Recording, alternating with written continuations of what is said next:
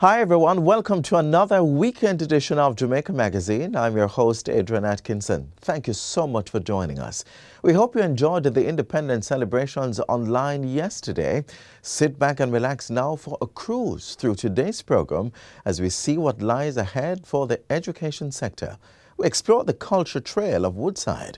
These and other informative features are coming up right after this important message. Do you own land and need a title? Well, the National Land Agency NLA can help. Through the systematic land registration process, the NLA will assist residents to get titles in declared project areas across Jamaica. Systematic land registration is the methodical and orderly registration of parcels of land in a designated area known as systematic adjudication area. For further information on the systematic land registration process, including declared systematic adjudication areas, who can apply and the benefits, visit the National Land Agency's website at www.nla.gov.jm or email asknla@nla.gov.jm. The National Land Agency, one agency, one goal.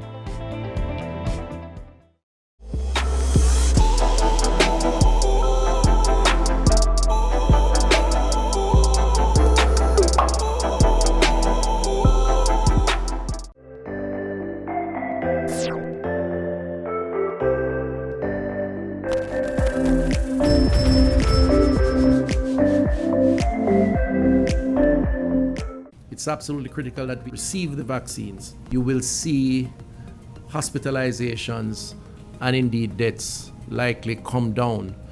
And so there is a lot of value to be gained by getting as many vulnerables on board as possible. So tell your mothers, tell your aunts, listen out for yourselves if you're over 60 and take the vax, because the vax is what will help you to guard against the COVID virus and indeed help your relatives, your friends, those who you come in contact with for the same benefit.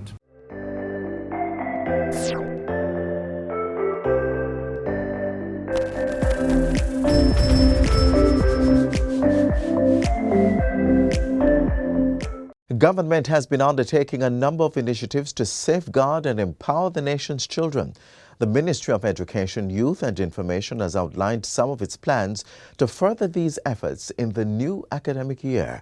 Let's see what they are.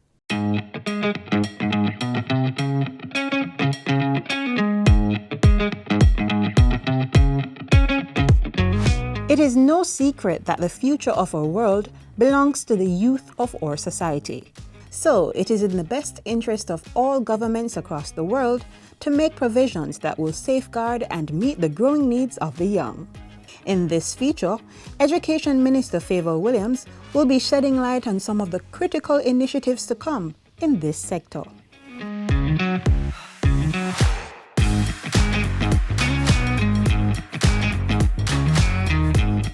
Standing on the floor of the House of Representatives recently, the minister tasked with overseeing Jamaica's education system outlined a range of plans and activities to improve conditions for children and young people this year.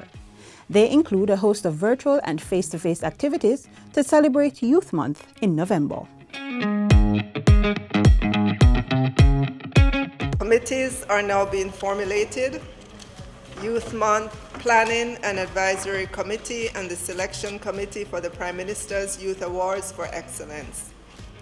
Additionally, packages for sponsorship for the numerous events are being dispatched to prospective sponsors, and the procurement of the required goods and services have begun. The nomination process for the Prime Minister's National Youth Award for Excellence, which is normally held in Youth Month, will be opened earlier. This signifies a more intense and robust approach to strengthening the sensitization around the Prime Minister's National Youth Award for Excellence. Additionally, a greater emphasis on the promotion of underrepresented nomination categories, such as environmental protection.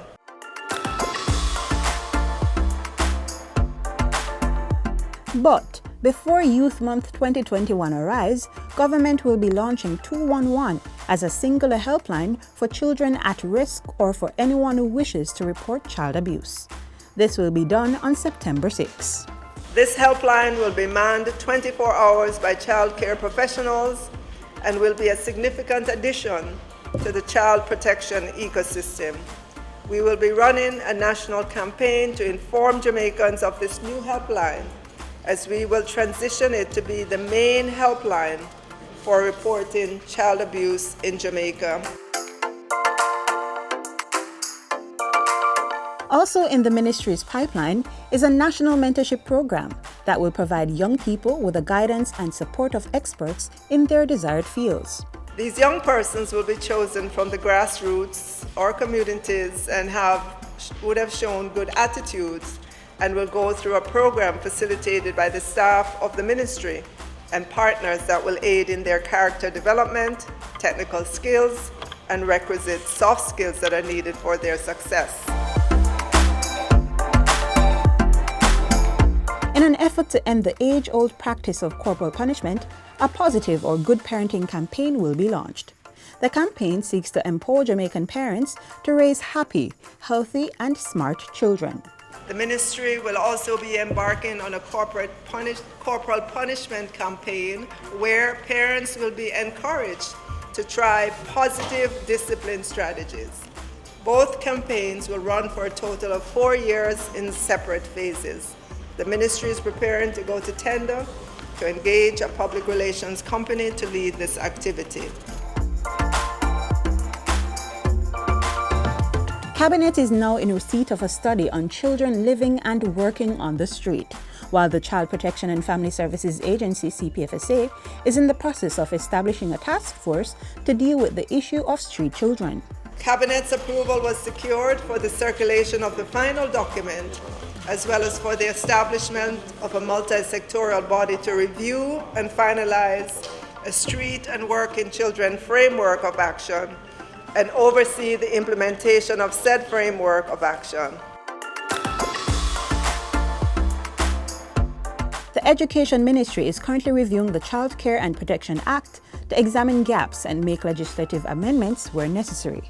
The process is advanced as a draft cabinet submission has been developed to seek approval for the recommendations that were made in the report in the Joint Select Committee of the Houses of Parliament.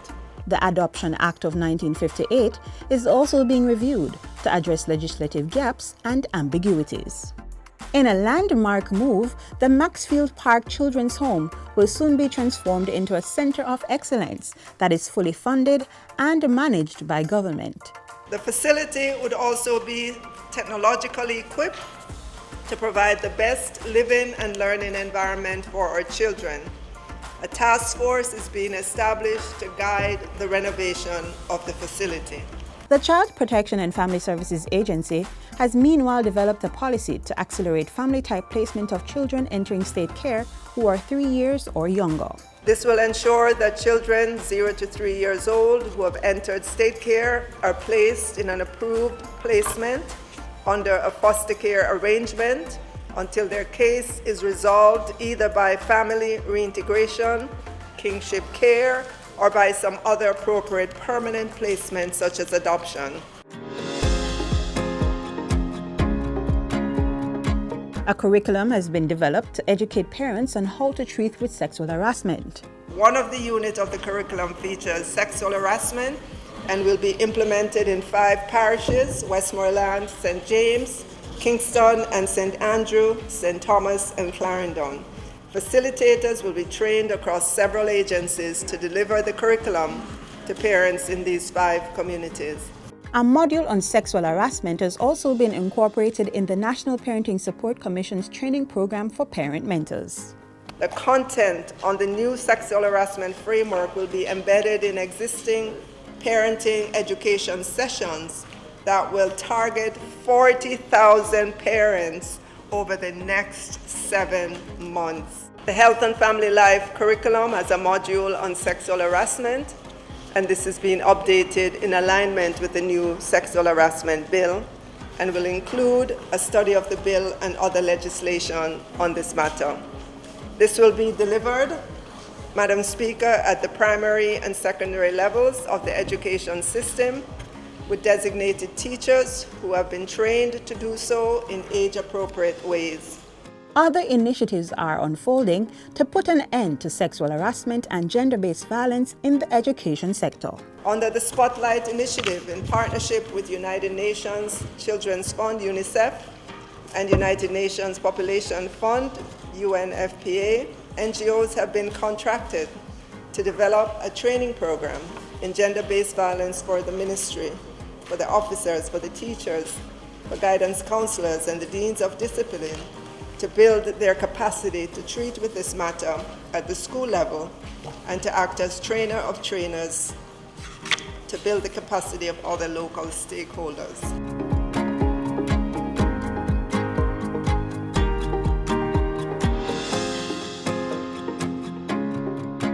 The writing is on the chalkboard. The Ministry of Education, Youth and Information is on the path to creating a safer and brighter future for all leaders of tomorrow.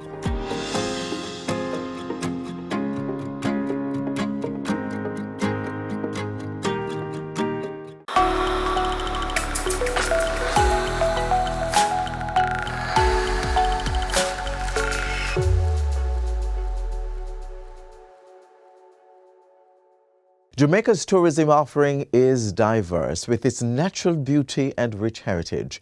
Every nook and cranny has something to offer.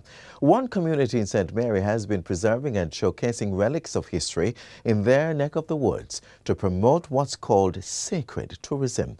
It's 4 historical sites protected by the National Heritage Trust.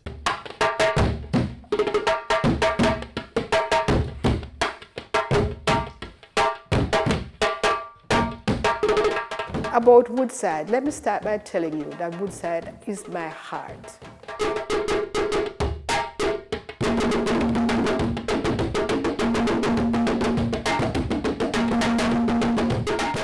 Welcome to Woodside! Woodside is in St. Mary, deep rural community. Approximately around 1,000 people living in Woodside. Mostly middle age. It's a farming community. Woodside is really a warm and a friendly environment and a very peaceful community. As people coming into Woodside, you can just expect fruits, you name it, country. It's country stuff, you know. And then you can expect history and culture. So we have students come here on tours, university students and visitors, people who doing history, doing research and like family tree. You know, and some of them find out back their family were right back here from Woodside, from this very plantation here.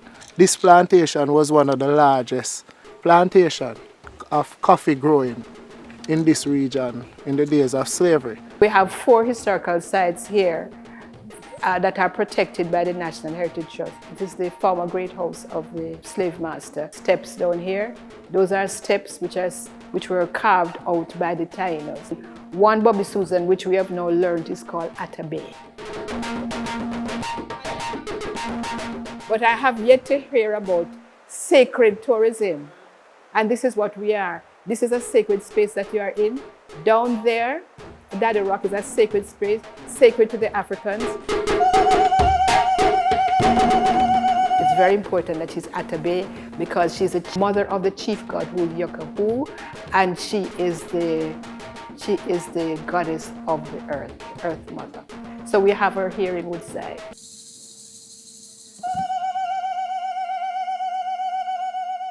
And there's steps here that are sacred to the Taino.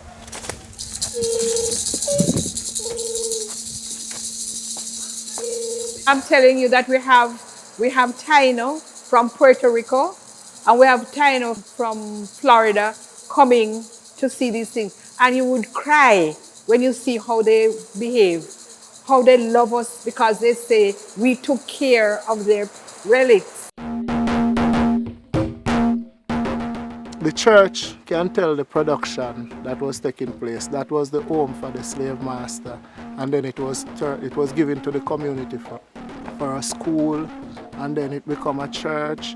The same organization built us a school over there, which is closed now, and I see it to use fit as a perfect camping site for this area. Because we have a lot of high schools in this community. We're doing cadet drill and all of these things.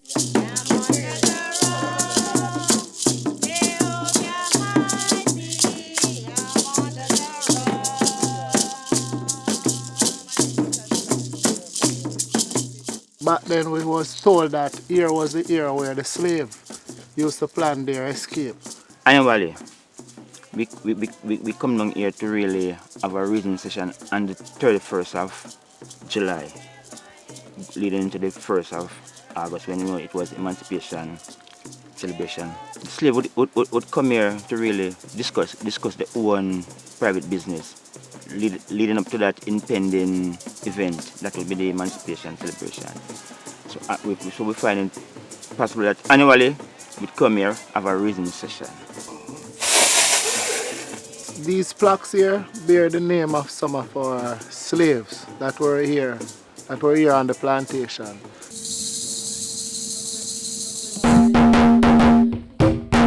Well, the future plan for Woodside, you saw it down there. Since 2006, we determined that we would make use of our historical sites. We would care them so that we could present them in our educo-tourism product, looking much better, and we would also be teaching people more about them. Well, that needed funding. That is not something we could do by having a dance. And then the cement company last year put out an advertisement for community development projects. And we applied, and we came first. And we got the $6 million, not in our hand, because they are doing the project. But that is our project there, the ancestral garden.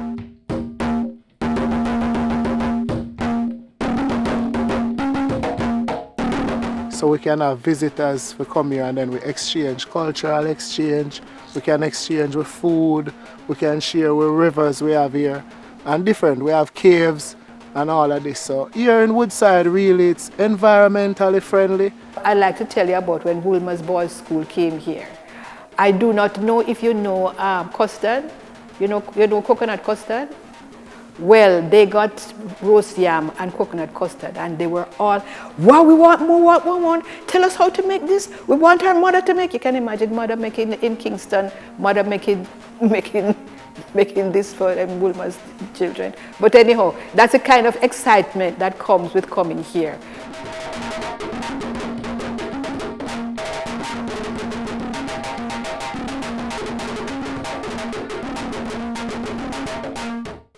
You've asked for it, and now it's here. The Jamaica Information Service has updated its mobile app. It's easier to navigate, loads even faster than before, talking about top speed, operates seamlessly across platforms, and we're a creative bunch, so it's much easier on the eyes. Now you have quick and easy access to news stories, television and radio features, and a variety of photos right at your fingertips. And you'll get push notifications when new content is uploaded. Download the app on your Apple and Android devices now and get news you can use. Jamaica Information Service, the voice of Jamaica on the go. We're still on the historical and heritage trail. At this juncture, we invite you to the dance floors of our past and present to explore the evolution of dance forms in Jamaica.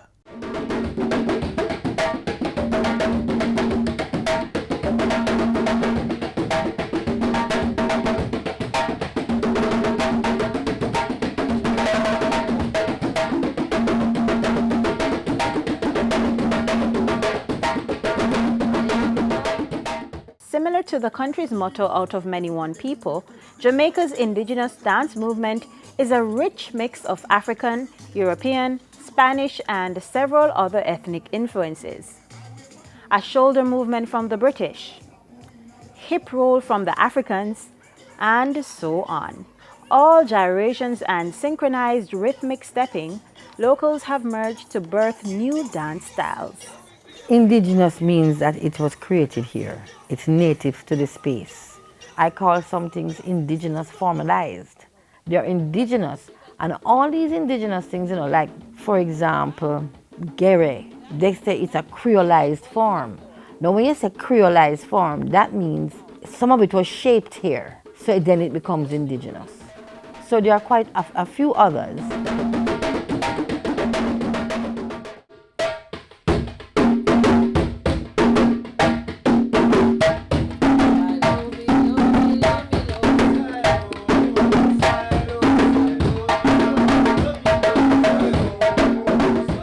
Brookings reveals a unique mixture of African and European influences. The Brookings Party is a stately, dipping, gliding dance typified by the thrust and recovery action of the hip and leg. So, for example, Brookings, you cannot go back to Africa and find Brookings. Remember, Brookings was a celebration for the abolition of slavery in this country called Jamaica. And there's a long story behind that.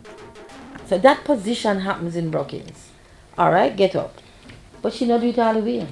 When them do it, it's all down on the ground and the back and back.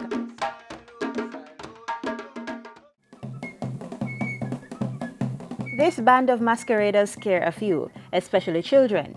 Some persons are definitely not in favor of one of the characters, the devil. John Kunu goes as far back as slavery, but at that time, the bands were very large and elaborate. The musicians would play tunes of well-known traditional songs on the fife, accompanied by bass and rattling drums, shakas and graters. Their primary dance movement is to prance, behaving wildly as they try to evoke fun or mockery. Ska are the original sound. Ska are the foundation sound.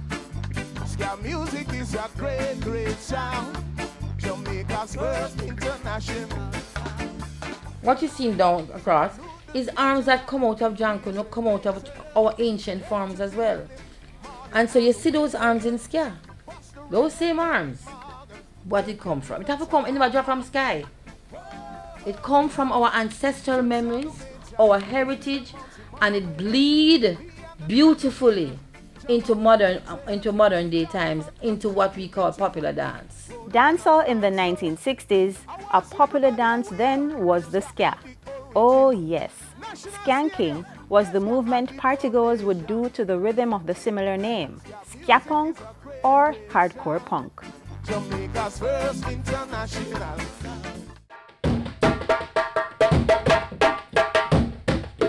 When people say they're dancing bingy, also indigenous. Any movement that you see people do in Rastafari, because Rastafari, and it's not only dance. That's right, Rastafarianism is a religion and it has its own dance.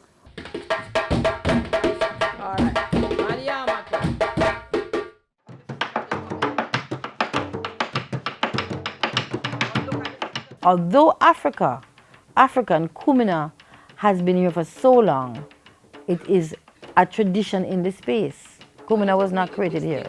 It is Kikongo. In the language they speak, free Africans and enslaved Africans, the more they came, brought that tradition, that religious tradition, to the space. But over time, because that is from 18 something, it becomes traditional to the space because it's constantly here.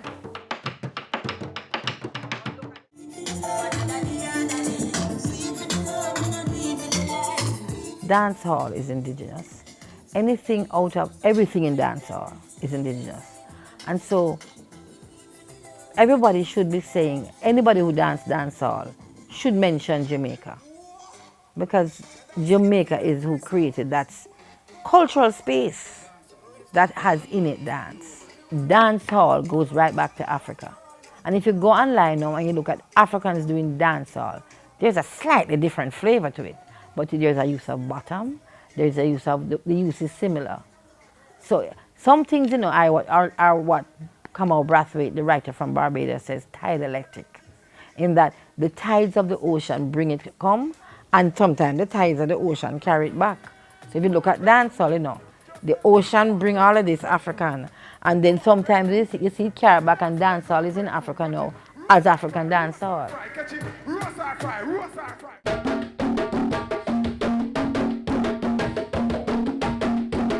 In dance, it's a forward movement where we decide to be Caribbean-centric. So now we're not necessarily Afrocentric or Eurocentric. We have now created a space of our voice. We are Caribbean-centric in the movements that we create. From the time of ska that you mentioned, all the way up now to dancehall.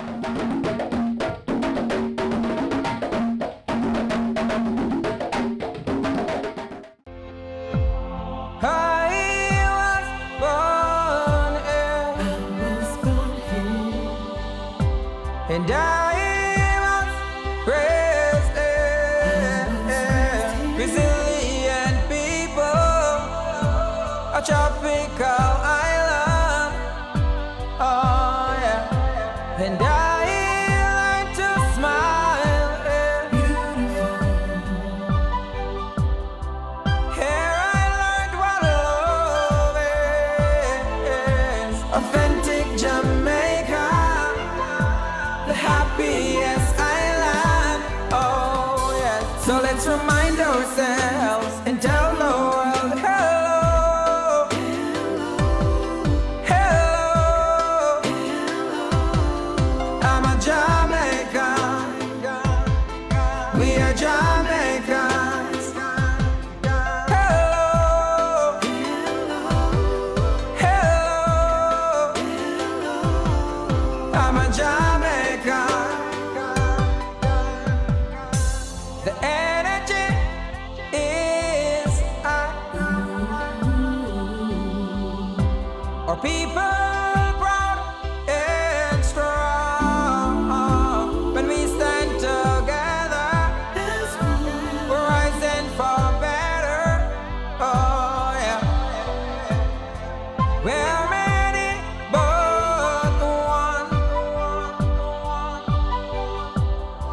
Together we will strive. When unity is our strength, we rise from much struggles. Oh yeah. So let's remind ourselves and tell the world hello, hello. I'm a Jamaican. We are Jamaicans. Hello, hello. I'm a Jamaican. Jamaicans, I really love you. We'll smile the way right through. We're third millennium. I really like you, forever love you. We are wonderfully great, with happiness at all. Now, tomorrow, forever. I really like you, forever love you. Jamaica, Jamaica, Jamaica, Jamaica, Jamaica, Jamaica, Jamaica, Jamaica, Jamaica. And this is where we end another wonderful journey through the pages of Jamaica Magazine. We value your company, so be sure to join us again tomorrow for another show. Until then, continue to watch these and other programs by logging onto our website, jis.gov.jm, or subscribing to our YouTube channel. You can also find us on all the major social media platforms and through our mobile app that's Android and iOS compatible. On behalf of the entire production team, I'm Adrian Atkinson, reminding you to get your COVID-19 vaccine, follow the protocols, and keep each other safe, as we all are one Jamaica, one family. This has been a production of the Jamaica Information Service, the voice of Jamaica.